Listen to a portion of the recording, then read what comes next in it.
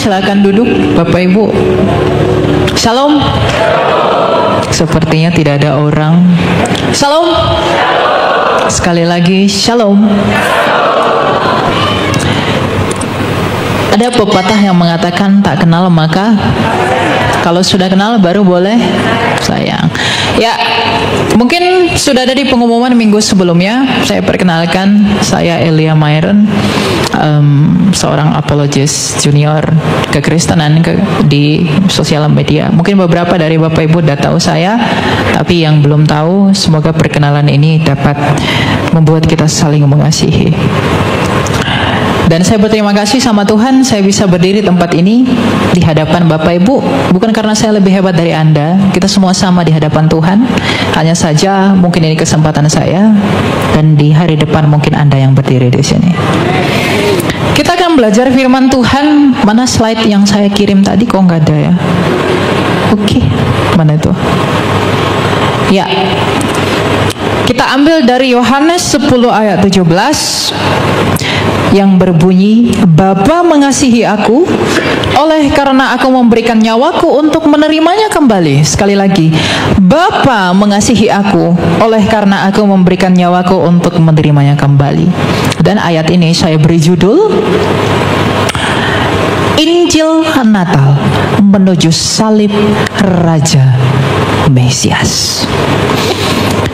Bapak Ibu yang terkasih, Kristus dengan bangga mengatakan bahwa Bapa mengasihi aku oleh karena aku memberikan nyawaku dan untuk menerimanya kembali. Apakah Anda tahu apa alasan sang Bapa begitu mengasihi firman-Nya yang hidup yang Ia sebut sebagai anak?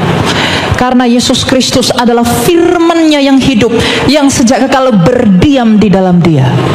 Yesus Kristus itu adalah gambaran Allah. Dia adalah stempelnya Allah, di mana seluruh semesta itu bisa dikenali kepada Allah melalui Dia. Bukankah kitab suci telah mencatat, berfirmanlah Allah maka jadilah terang, berfirmanlah Allah jadilah segala sesuatu. Artinya Allah sang Bapa menjadikan segala sesuatu itu oleh firman yang berdiam di dalam Dia. Maka ketika Anda melihat semesta yang begitu agung, Anda melihat karyanya yang luar biasa, tentu puji-pujian datang dari mulutmu memuliakan namanya. Tapi apakah engkau tahu bahwa ternyata Tuhan menjadikan segala sesuatu oleh firman-Nya yang hidup? Dan firman itulah Yesus Kristus. Firman itu telah menjadi manusia dan dinyatakan sebagai anak tunggal Bapa penuh kasih karunia dan belas kasih. Dan sebentar lagi kita akan merayakan perayaan Natal. Kita akan menyambut kabar sukacita. Kabar sukacita Natal, di mana kita akan menyambut kelahiran firman hidup itu. Dan Kristus mengatakan, Bapa mengasihi aku oleh karena aku memberikan nyawaku. Tapi sebelumnya juga Kristus berkata, ya Bapa, permuliakanlah aku dengan kemuliaan yang kumiliki di hadiratmu sebelum dunia ini ada. Artinya apa? Sebelum Dia berinkarnasi ke dunia ini, Dia sudah dikasihi Bapanya sejak kekal. Selain daripada Dia telah dikasihi, tapi terlebih lagi Dia dikasihi oleh Bapanya karena Ia memberikan nyawanya melalui ketaatannya kepada sumbernya untuk memberikan nyawanya bagi dunia. Kenapa Ia memberikan nyawanya? Karena sebuah fakta yang menyakitkan bagi dunia. Ada Injil yang adalah kabar baik karena ada kabar buruk. Kabar baiknya adalah keselamatan telah ditimpakan ke seluruh dunia melalui Yesus Kristus. Kabar buruknya berarti ada kematian. Bapak Ibu, kekristenan bukan seperti filsafat bodoh dunia, di mana Tuhan menciptakan dunia adalah untuk mati. Allah kita sejak semula menciptakan nenek moyang kita Adam dan Hawa untuk tujuan yang kekal. Dia menciptakan dunia ini dengan begitu indah. Dia menciptakan manusia menurut kekekalan, bahwa kamu dan saya itu diciptakan menurut gambar dan memberikan rupanya sendiri. Siapa gambar Allah? Kolose 1 ayat 15. Gambar Allah adalah Kristus sendiri.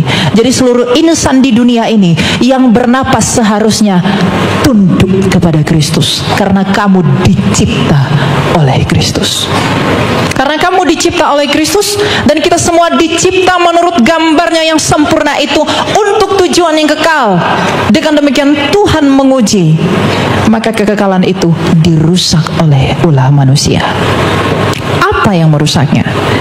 Ketidaktaatan yang membuahkan dosa, dan dosa itulah yang membuat kita semua harus mati. Kabar buruknya adalah kematian, dan kabar baiknya adalah kehidupan.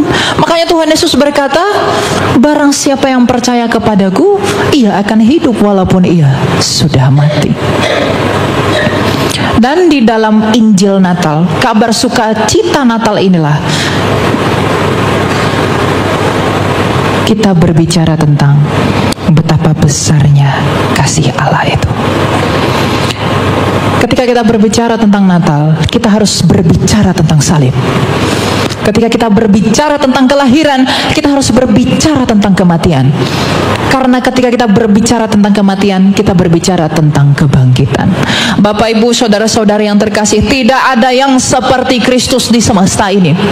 Bahwa pada mulanya Dia adalah firman yang hidup, yang datang dari Bapanya, yang menyatakan kasih Bapanya, bahwa kita bisa melihat kemuliaan Allah di dalam dirinya, dan apa yang Ia jadikan dan nyatakan menurut kehendak sumbernya.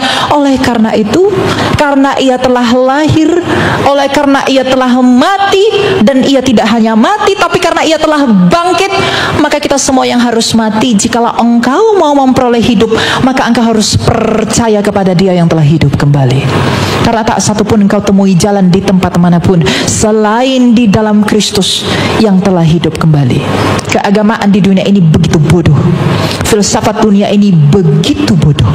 Mereka berpikir bahwa mereka bisa mencari kebenaran, dan mereka berpikir bahwa mereka bisa mencari hidup di luar dari Kristus yang hidup kembali. Apakah engkau bisa berharap kehidupan dari yang mati? Apakah engkau bisa berharap kekekalan dari Dia yang tidak kekal? Mungkinkah engkau berharap kebenaran dari Dia yang tidak berbuat benar? Tetapi Kristus sendiri telah dinyatakan untuk memuliakan Allah kita, bahwa tak satupun yang telah mati namun hidup kembali selain Dia. Siapakah yang telah hidup selain Kristus? Dia lahir memang untuk mati, agar kamu dilahirkan kembali. Dia lahir untuk mati, tapi Dia mati untuk bangkit.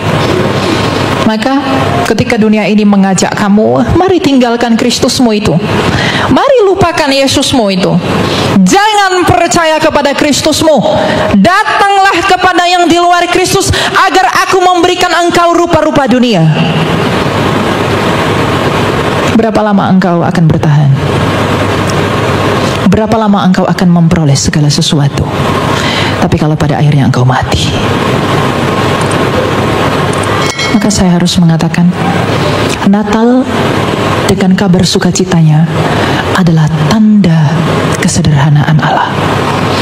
Allah yang adalah Maha Tinggi. Dalam Filipi 2 dikatakan, yang walaupun dalam rupa Allah, Ia tidak menganggap kesetaraan dengan Allah, melainkan mengosongkan dirinya.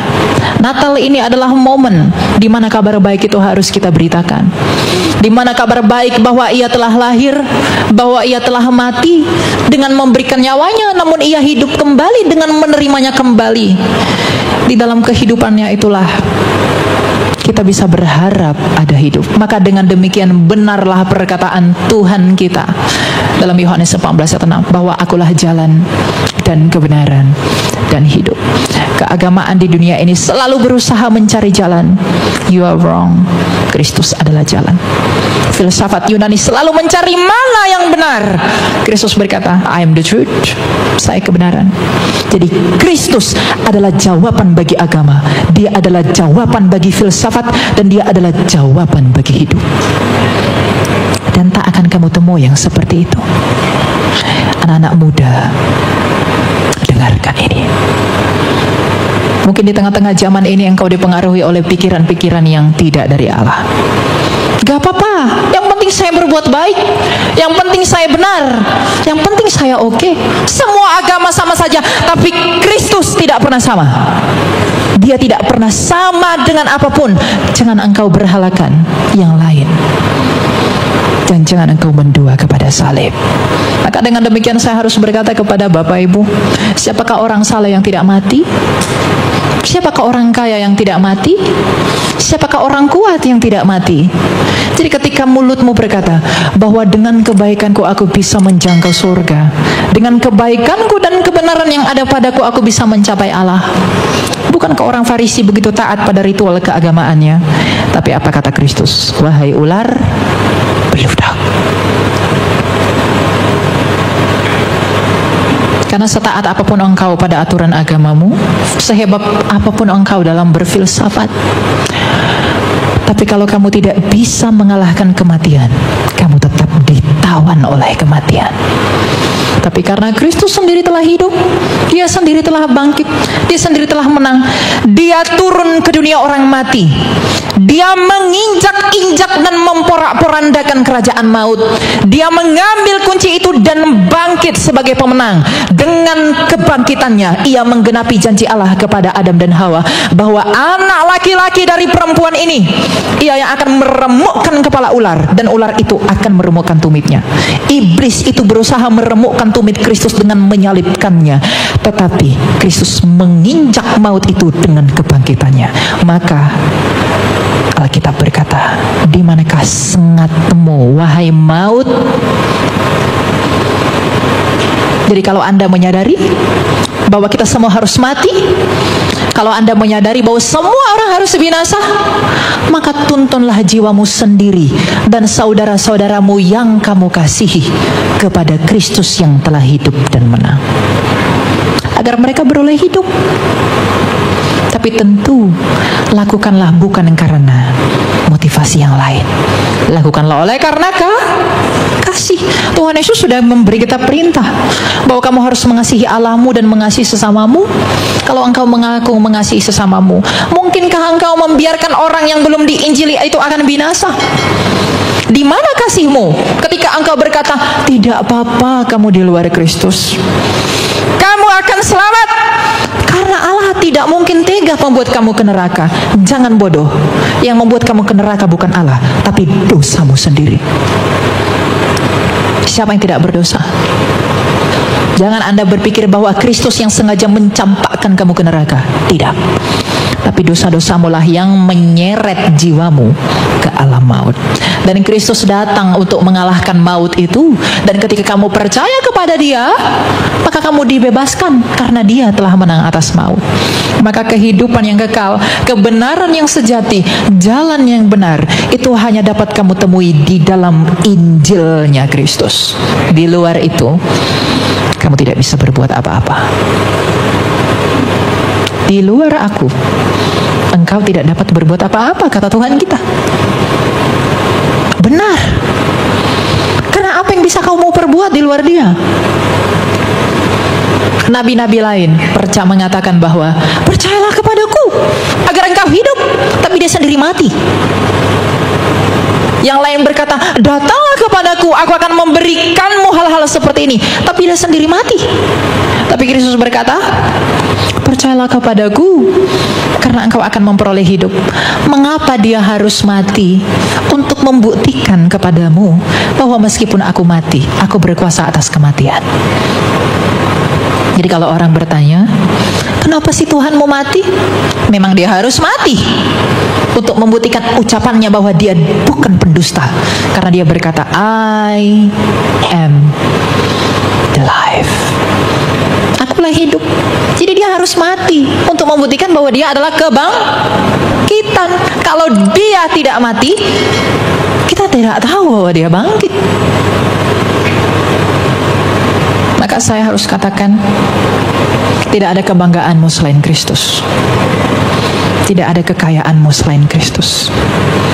Salibnya Kristus, Injilnya Kristus adalah kekayaanmu. Di luar itu, kamu tidak bisa berbuat apa-apa. Maka Kalau engkau sudah mengerti bahwa mengapa engkau harus tetap dan setia di dalam Injil, engkau sudah mengerti bahwa engkau harus setia di dalam perkenanan Allah, maka peganglah teguh iman itu. Jangan lepaskan. Ajarkan itu kepada anak-anakmu, ajarkan itu kepada pasanganmu. Bawalah saudara dan sahabat karibmu agar ia juga mengecap karunia keselamatan itu sama seperti engkau telah mengecapnya. Agar apa? Agar engkau bisa memperoleh hidup yang kekal di langit bumi baru kelak. Kita dapat bertemu dalam kerajaannya yang penuh sukacita. Anda jangan berpikir bahwa di dunia yang berdosa ini adalah tujuanmu hidup. Memang sejak semula engkau dicipta di tempat ini, tapi bukan di tempat dalam keadaan yang berdosa, tapi dalam keadaan yang tidak berdosa. Maka karena Allah itu bukanlah Allah yang gagal, Dia menciptakan manusia untuk tujuan yang kekal dengan kondisi yang suci, tetapi ketidaktaatan manusia menajiskannya. Maka ketika Dia mencipta manusia oleh karena kasih, Dia memulihkan manusia melalui Yesus Kristus juga dengan kasih. Maka Dia menutupnya juga dengan kasih, karena Allah adalah kasih. Allah adalah kasih. Jadi jangan katakan, kenapa harus melalui Yesus? Kenapa tidak ada jalan lain? Mengapa hanya oleh karena Kristus?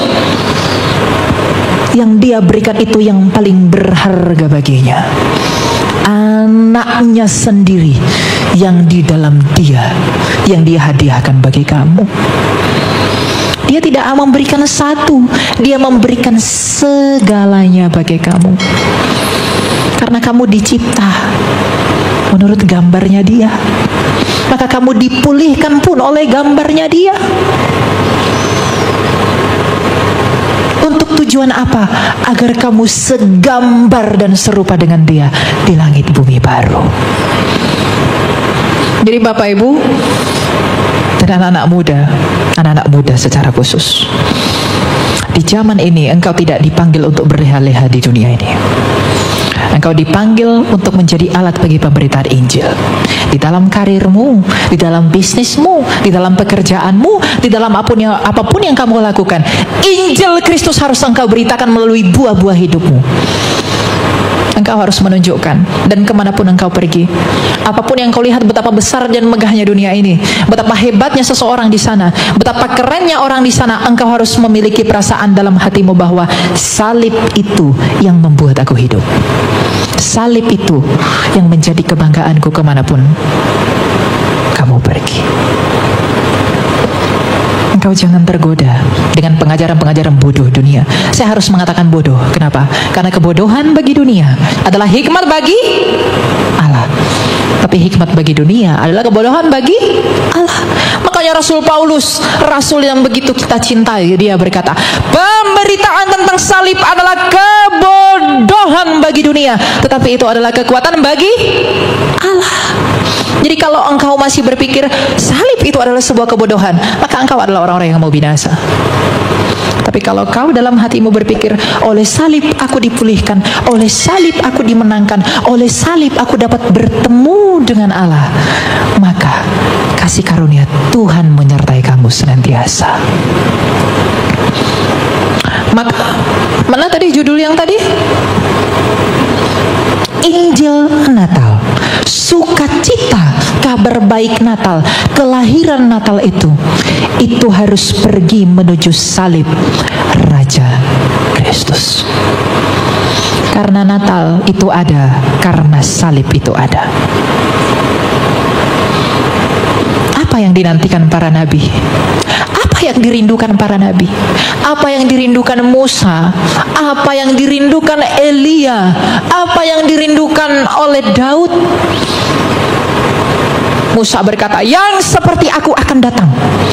Daud berkata, tangan dan kakinya akan terpaku, dan ia akan mengucapkan, Eli, Eli lama sabachthani. Mika mengatakan, dia akan lahir di kandang domba. Yesaya mengatakan, ia akan diletakkan di antara dua orang penjahat, dan dia mengalami penderitaan itu bukan oleh karena kesalahannya, tapi oleh bilur-bilurnya kita menjadi sembuh. Para nabi selama ribuan tahun menanti-nantikan satu anak ini.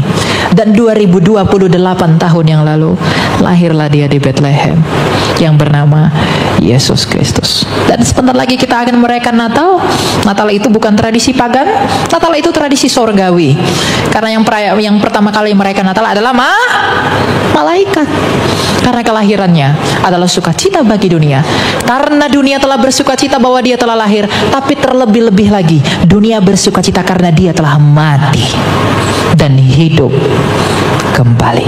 Makanya ayat yang saya ambil, Bapa mengasihi aku oleh karena aku memberikan nyawaku untuk menerimanya kembali. Di dalam satu ayat itu seluruh tema Injil Mesias itu diberitakan. Karena kasih dia datang, dia lahir. Karena kasih ia mati, karena kasih ia hidup. Maka karena kasih kita dipulihkan di dalam hidup itu. Jadi jangan saya temui di tempat ini Bapak Ibu yang belum sungguh-sungguh percaya kepada Kristus. Sungguh-sungguhlah percaya kepada Kristus. Karena tanpa dia kita bukanlah apa-apa. Cintailah Kristus dengan segenap hatimu. Kristus adalah Raja dan tidak ada suatu apapun di semesta ini di mana Kristus bukanlah rajanya. Dia adalah penguasa segala sesuatu. Kristus berkata dalam Matius 28 ayat 17-18 bahwa segala kuasa di sorga dan di bumi telah diberikan kepadaku. Sang Bapa yang Maha Kuasa itu telah menyerahkan kepenguasaan dan ketuhanan itu kepada Kristus yang adalah firman-Nya. Maka di hari pengadilan kelak, ketika dia menghakimi, dia mengenali dan memeteraikan engkau bahwa ia adalah hakim tetapi sekaligus adalah pembelamu. Maka tidak ada kebinasaan bagi kita. Dan jangan kecap itu sendirian. Bagikanlah Injil ini. Kita semua dipanggil jadi saksi, bukan? Siapa yang di sini dipanggil berleha-lehalah kau di dunia ini? Bahkan ketika Tuhan menciptakan kita, engkau disuruh dalam Kejadian 1 ayat 28 itu apa? Berkuasalah atas bumi ini, beranak cuculah, penuhilah seluruh bumi. Kita menjadi penguasa atas bumi ini. Tapi karena dosa ada, maka dosa yang menjadi penguasanya. Maka agar kembali pada keadaan yang semula, saya pikir ada ayatnya di belakang. Percayalah kepada Dia. Allah memberkati mereka, lalu Allah berfirman kepada mereka, beranak cuculah dan bertambah banyak, penuhilah bumi dan taklukkanlah itu, berkuasalah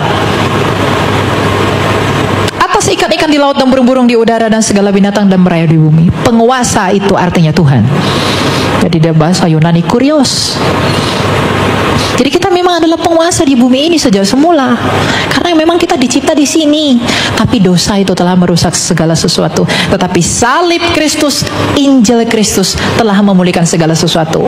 Karena ia telah berkata di kayu salib, tete lestai, sudah selesai. Sebagai penutup, pada akhirnya saudara-saudariku yang terkasih di dalam nama Tuhan, ketika Anda sudah mengerti bahwa mengapa Anda harus percaya kepada Kristus, mengapa Anda harus datang kepada Kristus, dan mengapapun Anda harus dipanggil untuk menjadi alat bagi kemuliaan Kristus. Terlebih anak-anak muda, gunakanlah segala talenta yang ada padamu untuk menginjili semua orang. Injililah semua orang di dalam apapun yang kamu miliki. Kamu boleh berambisi jadi kaya, kamu boleh berambisi jadi kuat, kamu boleh berambisi menjadi bijaksana. Tetapi Nabi Yeremia memperingatkan kamu, janganlah kamu bermegah karena kekayaanmu, kekuatanmu, dan kebijaksanaanmu. Tapi biarlah engkau bermegah oleh karena engkau mengenali dan memahami bahwa Allah Tritunggal itu adalah Allah yang penuh belas kasih, keadilan, dan kebenaran. Belas kasih dinyatakan oleh Sang Bapa, keadilan dinyatakan oleh firman yang hidup di dalam salib itu, dan kebenaran itu dimeteraikan oleh Roh Kudus. Maka di dalam kepenuhan Allah Tritunggal, engkau mengenali siapa Allah yang sejati. Maka teguhlah dan diamlah di dalam Injil itu, berbuah lebat dan pergilah ke seluruh bangsa, agar ketika engkau mati, engkau mengucapkan apa yang diperkatakan Rasul Paulus, bahwa hidupku adalah Kristus dan matiku adalah keuntungan. Aku mengatakan hal ini kepada Bapak Ibu bukan karena aku sendiri telah sempurna di hadapan Allah. Aku adalah orang berdosa, sama seperti engkau adalah orang berdosa. Mungkin aku juga adalah orang yang paling berdosa daripada engkau yang duduk di sana. Tapi mengapa aku harus menyatakan ini? Aku menyatakan ini agar di dalam keberdosaanku lah kemuliaan Allah dinyatakan. Jikalau ada tertulis bahwa di dalam kelemahan Rasul Paulus kuasa Kristus menjadi nyata, apakah aku tidak dapat mengatakan bahwa di dalam keberdosaanku lah kemuliaan Allah dinyatakan melalui pengampunannya di dalam Injil. Berbahagialah dan setialah untuk selama-lamanya. Pergilah dan berbuahlah. Tuhan memberkati. Kita berdoa.